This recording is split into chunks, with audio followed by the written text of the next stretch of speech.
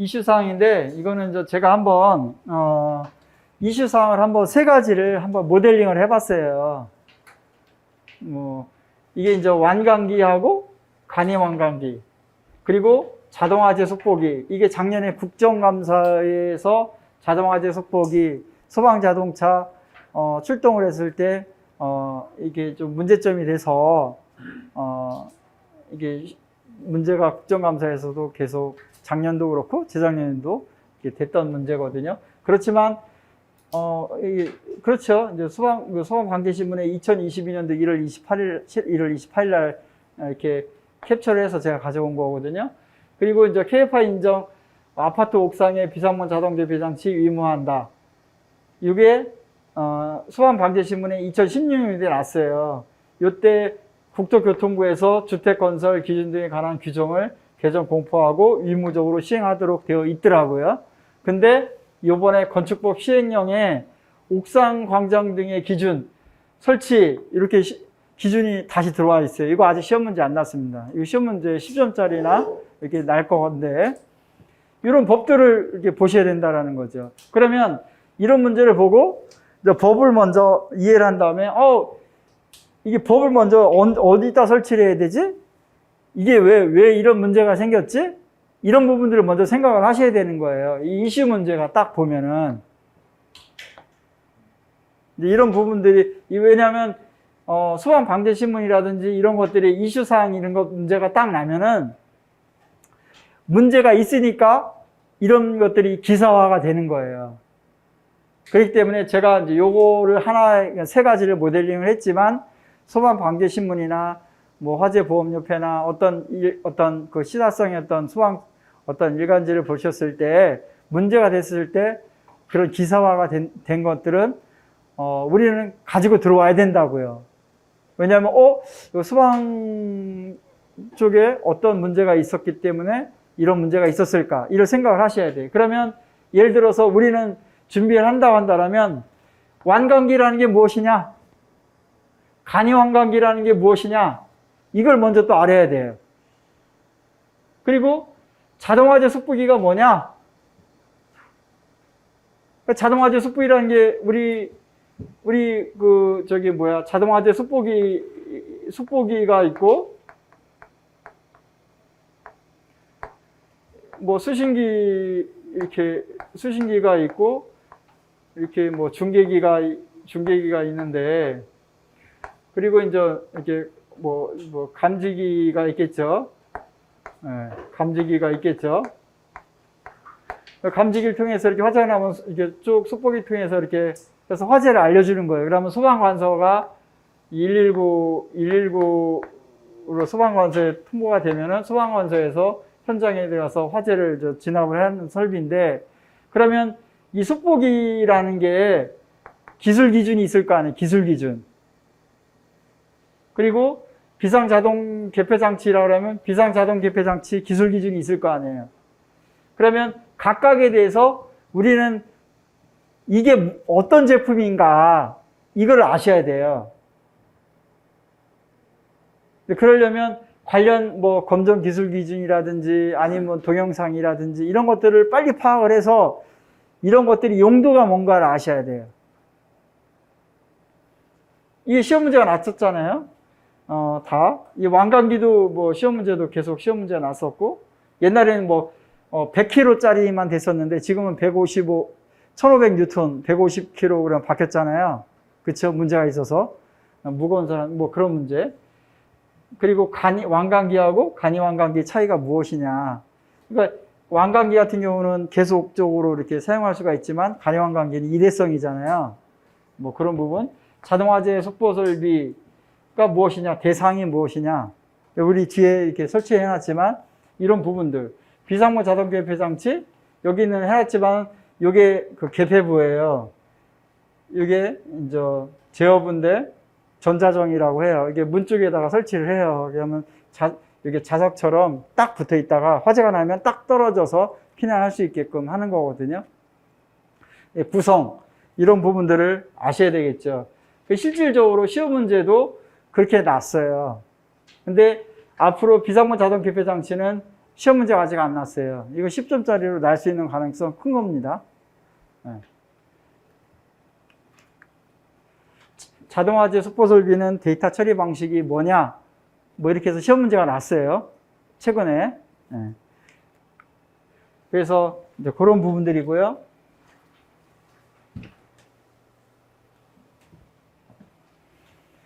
그러면 다시 들어오면은 완강기하고 관이완강기인데 이게 이제 아까 말했던 합격 표시를 부착을 한다라는 거죠. 이렇게 표시가 되어 있고 뭐 연모되어 있고 여기 숫자 번호가 이렇게 표시가 되어 있겠죠. 이렇게 표시가 되어 있는 거죠. 네, 자동 개표 장치. 네, 그래서 이거는 지금 다 설명드릴 수 없지만 완강기라는 게 뭐냐, 간이완강기라는 게 뭐냐, 그리고 설치 대상이 뭐냐, 그리고 설치 기준이 뭐냐, 피난기구, 그리고 속보기 설비도 설치 대상이 뭐냐, 설치 기준이 뭐냐, 이렇게 알아야 되고, 건축법에도 비상구 자동 장치 설치 기준이 어떻게 되냐, 설치 대상이 어떻게 되냐, 요게 개정이 된 거예요. 아직 시험 문제가 나지 않았는데 다중이용 건축물이라든지 연면적 1000제곱미터 이상 공동주택에 이걸 설치해야 된다. 여기서 이런 것들을 문제가 있었을 때에 기준 개정이 되고 설치 대상 기준 이런 부분들이 바로 시험 문제가 바로 직결된다. 이런 부분들을 제가 설명드리고 싶은 거예요. 그렇기 때문에 여기는 모델링으로 3개를 썼지만 사회적인 어떤 문제점이 돼서 이슈화가 됐다라고 했었을 때 우리는 먼저 왜 이런 기사가 됐었을까를 먼저 생각을 하셔야 되고, 두 번째는 그 제품에 대한 성능 기준이라 할까? 기술 기준? 그리고 그 제품이 어떻게 수용이 되나, 그리고 대상은 어떻게 되나, 이런 부분들은 빨리 이렇게 인식이 되어야 된다는 얘기죠. 이런 게 바로 시험 문제와 직결된다, 이렇게 생각하시면 될 것 같습니다.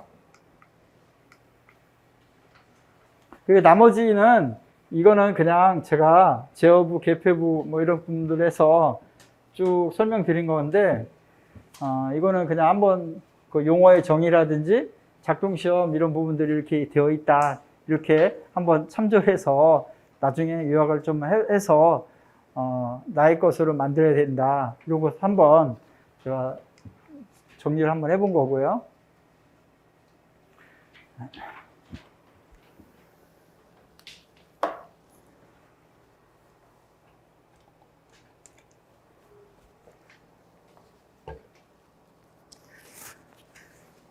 그리고 이거는 시험 문제 단골적으로 나는 표예요. 다 외우셔야 돼요.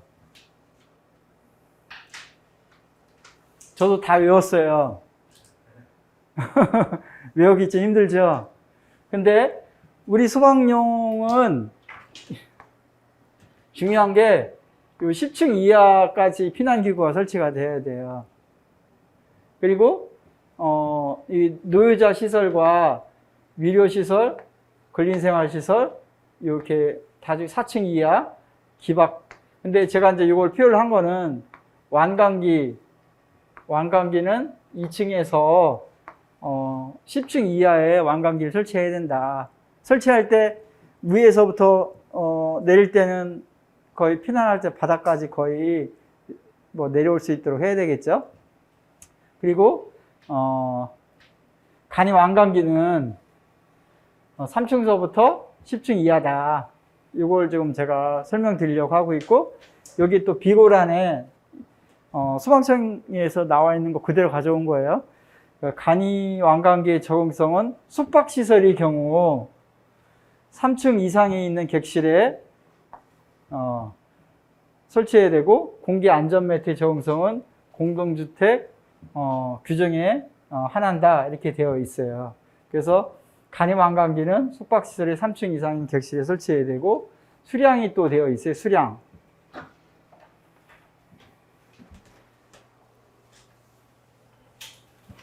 수량도 되어 있는데, 각각 그 기준대로 한번 보셔야 될 것 같고요.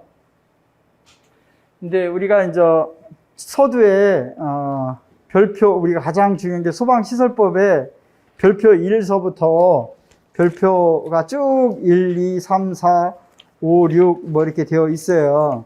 근데 이게 우리가 가장 그 공부하면서 알아둬야 될 그 소방시설, 가장 먼저 그 소방기술사가 되기 위해서 소방을 공부한다 라고 하면은 알아둬야 될 사항을 제가 적어 놨어요. 적어 놨는데 그 중에서 이거는 이제 별표 5예요. 별표 5인데,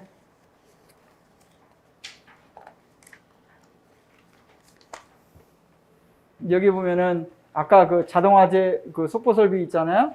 속보 설비 보면은 우리 현행은 이렇게 현행은 돼 있는데, 우리가 2022년도 12월 1일부터 우리가 분법화된다, 분법화된다고 하지 않았습니까?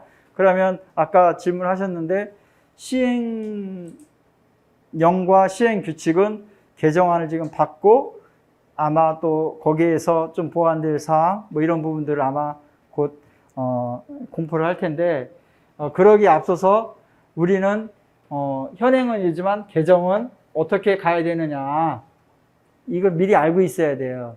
저 같은 경우는 이 부분은 제가 면접시험 때 시험 문제가 났었어요. 사회적으로 그 면접시험할 때 어떻게 되냐면, 지금 사회적으로 그 자동화재 속보 설비가 문제가 되고 있는데, 국가적으로 낭비 요인이 이렇게 지속적으로 되는데, 이런 부분들을 어떻게 개선 대책으로 내놓을 수가 있겠느냐, 평소 생각한 것들을 한번 내놔 봐라, 이렇게 딱 저한테 물어봤어요. 그래서 저는 제도적인 측면, 기술적인 측면, 이런 부분들을 구분을 해서 딱딱 나눴어요. 즉 말하면 뭐냐면, 제도적인 측면을 말하면 답안지 쓸 때도 마찬가지예요. 그냥 답안지가 똑같이 쓰는 것보다는 이렇게 딱 구분을 해서 제도적인 측면, 뭐 기술적인 측면, 뭐 이렇게 딱 구분을 해서 설명을 하면 보는 사람이 굉장히 편안해요. 그래서 저는 요거를 미리 자료를 한번 그 소방청에 들어가서 한번 쭉 검색을 하고, 그래서 그걸 저의 것으로 만들었어요. 이런 것들이 문제가 있는데, 업무시설, 공장, 창고, 군사, 층수가 30층 이상 이런 부분들은 지금 삭제가 돼 있는데, 전기저장 시설은 왜 이런 부분들은 삭제가 됐었을까, 이런 부분을 생각을 하고, 그리고 또 필요한 시설들은 왜 이렇게 필요할까, 뭐 예를 들어서 뭐 전통시설이라든지 위료시설, 노유자시설, 약자들 시설 있잖아요. 문화재 시설, 이런 부분들은 필요한 거예요. 그래서 생각을 한번 해봤어요. 그리고 나서 이 제도적인 측면에는 이런 부분들은 개인적으로 어떤 성위주 설계가 대상이 되어 있고, 이런 부분들이 있기 때문에 일단 화재가 안전하게 설계가 되어 있다 보고, 어떤 노유자 시설이라든지 뭐 이런 시설 같은 경우는 조금 신속하게 소방관서에서 119 신고가 속보기로부터 신고가 들어오면 출동을 해서 화재를 진압을 해야 될 필요성이 있겠구나, 이런 생각을 하게 되고, 답변도 그렇게 제도적인 측면, 기술적인 측면, 행정적인 측면, 뭐 이런 부분들 나눠서 설명을 구도로 했어요. 그러니까 만약에 시험 문제에 기술적으로 쓴다라고 한다면 똑같이 그렇게 구분을 해서 쓰면 더 좋겠죠. 그렇죠? 그리고 쓸 때 또 좀 테크닉인데, 이 표를 잘 활용을 해야 돼요. 표를 딱 구분을 해서 현행은 이렇지만 개정은 이렇게 했으면 좋겠다. 네? 만약에 이제 자동화재 속보 설비가 이렇게 예를 든다고 한다면, 이렇게 해서 표를 활용해서 하고, 왜 이러느냐? 이거는 비화재부로 인해서, 출동으로 인해 소방력이 낭보화를 최소화하기 위해서 이런 비화재부를 개선 대책으로 이걸 내놓는다. 이렇게 답변을 주면은 한결 표를 활용한다라면 굉장히 좋을 것 같아요. 그렇죠? 예, 그렇게 해서 답변을 저는 구두로 답변을 했는데 필기 시험 볼 때도 당연히 그렇게 해야 되겠죠.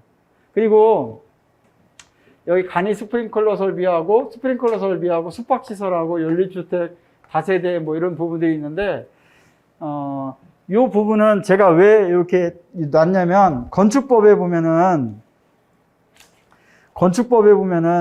우리 이게 지금 지식박적인 건축법에 보면은 우리 수방시설법에 보면은 수방시설 특정 수방 대상물의 표가 30가지가 있어요. 30가지가 있는데 이거를 참조할 거가 뭐냐면은 건축법하고 같이 봐야 돼요. 건축법에는 29가지로 나눠져 있어요.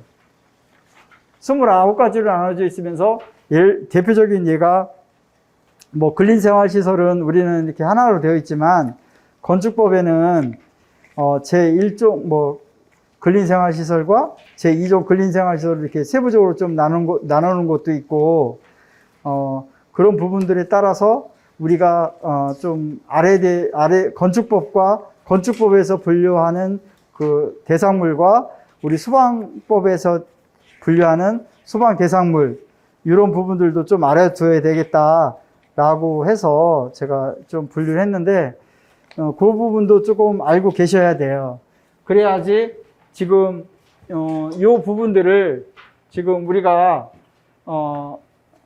연립주택이나 다세대주택, 숙박시설 이런 부분들을 왜 도입을 했는지 알 수가 있어요. 배경을. 근데 예를 들자면 우리는 뭐 공동주택 뭐 이렇게만 되어 있잖아요. 공동주택. 첫 번째 특정 소방 대상물에 보면은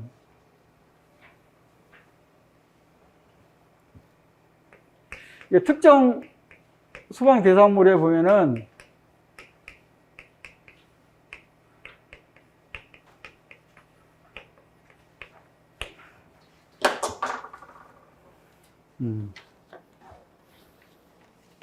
특정 소방 대상물에 보면은 우리는 이제 공동주택으로 되어 있어요. 건축법에 보면은 이 구분하고 이 소방법이고 이 건축법 이 구분을 하는데 이제 우리는 공동주택이 되어 있는데 우리는 공동주택이 어떻게 되어 있냐면 주택으로 쓰이는 층수가 뭐 5층 이상인 것 그리고 기숙사 뭐 이렇게 되어 있는데 건축법에 보면은 단독주택, 다중주택, 단독주택은 단독주택, 다중주택, 다가구주택으로 분류가 되어 있고 공동주택은 아파트나 연립주택, 다세대주택, 기숙사 이렇게 세부적으로 구분이 되어 있어요. 그리고 그 일종 근린생활시설도 우리는 뭐 그냥 이렇게 좀 일종 근린생활시설과 이종 근린생활을 합해져 있다고 한다면 건축법에서는 일종 근린생활시설은 꼭 필요한 거 사회적으로 없어서는 안 될 거 이종 근린생활시설은 뭐 조금 뭐 불편하지만 없어도 될 거 이종 근린생활 이렇게 좀 분류를 해놨어요. 이런 것들이 필요한 게 왜냐면 요 개정된 게 연립주택, 다세대주택 이런 부분들을 가지고 왔다 라는 것들을 건축법에 나와 있는 그런 부분들을 좀 세부적으로 포함되지 않는 부분들을 우리가 좀 가지고 왔다 이런 부분들을 이해하기 위해서 건축법에 나와 있는 시행령에 나와 있는 용도별 건축물의 종류를 조금 우리가 이해해야 될 그런 부분이 있다. 제가 이제 말씀을 드리기 위해서 제가 설명을 드린 거고요. 그렇지만 우리가 시험 문제 또 건축법에서 시행령에서 용도별 그 건축물의 종류에서 나와 있지 않는 부분들이 우리가 또 있어요. 뭐 있냐면 위험물도 우리는 위험물도 좀 달라요. 위험물 같은 경우는 우리는 뭐 액체 뭐 이런 부분들을 해당한다라면 건축법에서는 고체까지 좀 같이 되어 있는 부분도 있고요. 그리고 우리는 지하구라든지 문화재, 복합건축물 이런 부분들이 건축법 시행령에 용도별 건축물의 종류에는 안 나와 있지만 우리 쪽에서는 나와 있단 말이죠. 별표 2에. 그러면 이런 부분들이 시험 문제 지하구라는 것은 뭐냐, 문화재는 뭐냐, 복합건축물은 뭐냐, 이런 부분들도 시험 문제가 자주 출제되는 이유가 그런 부분이에요. 그래서 지하구, 문화재, 그리고 복합건축물,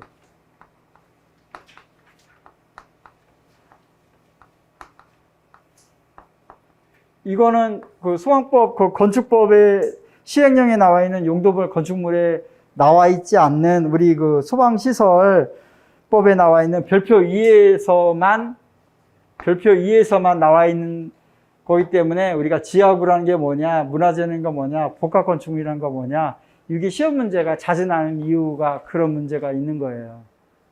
그렇죠? 그래서 이런 부분들을 좀 잘 이해를 하셔야 될 것 같고요.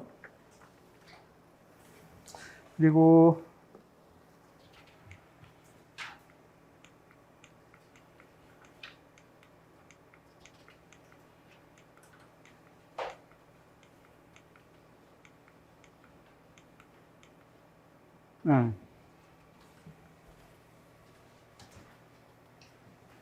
또 1시간이 또 지나갔는데요. 이제 또 가장 중요한 다음 시간, 마지막 시간에는 소화기구 NFSC하고 또 소방시설법하고 이 부분이 굉장히 중요한데 이 부분을 또 마지막 시간에 한 10분 정도 쉬었다가 제가 또 설명을 드릴 수 있도록 하겠습니다.